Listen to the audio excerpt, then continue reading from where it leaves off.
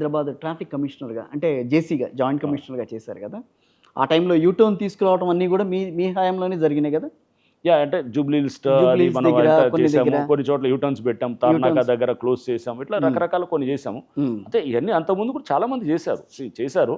నా టర్మ్లో కొన్ని అంటే నేను సిగ్నల్స్ రిఫార్మ్స్ తీసేసేసి ఇన్ని సిగ్నల్స్ ఉంటే వెళ్ళే కొన్ని ఇబ్బంది చోట్ల అవుతుంది. అంటే రకరకాల చాలా మంది అంతకుముందు డీసీపీలు కానీ, అడిషనల్ కమిషనర్స్ కానీ, కమిషనర్స్ కానీ చాలా మంది you want to take, you are not interested to take your credibility అని నేను తీసుకోవడానికి లేదా? అంటే నేను ఒక్కడితోటి అవ్వదండి. Of course, సిస్టంలో correct లేదు చాలా sir. మంది చాలా చేశారు, నేను కూడా కాంట్రిబ్యూట్ చేశాను. నేను ఎక్కడ పని చేసినా I try to better the system. Yes.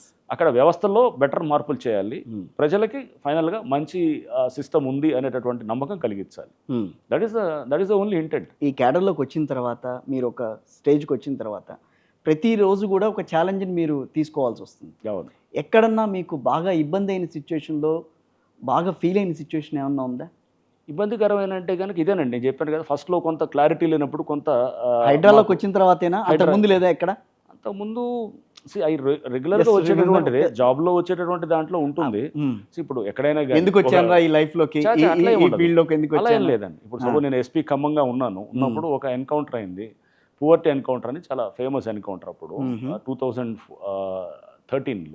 13 ఏప్రిల్లో పేరు. సో పువర్టీ అని ఛత్తీస్గఢ్ లోపల, పువర్టీ అని మొత్తం అప్పుడు north Telangana special zonal committee మొత్తం వైప్ అవుట్ అయింది. దాంట్లో ఒక ఆర్ఐ చనిపోయాడు, ప్రసాద్ అని చెప్పేసి.